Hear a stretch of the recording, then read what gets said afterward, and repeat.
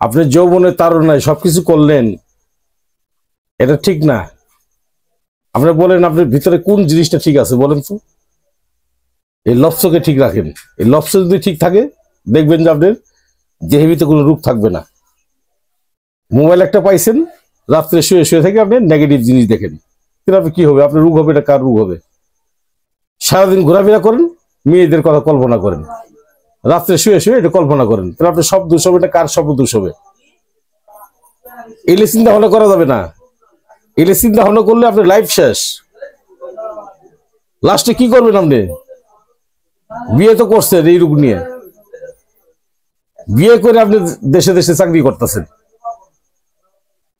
লাস্টে বউ আপনি কি বলে জানেন? যে তোমার আর আসতে হবে না, তোমার টাকারও দরকার নেই, তোমারও দরকার নেই, তুমি পারো না, ওই দিয়ে এসে লাভ কি?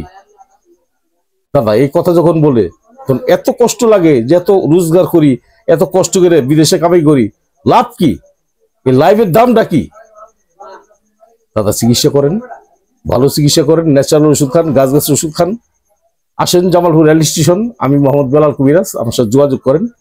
আমার মোবাইল নাম্বারটা 01727871087।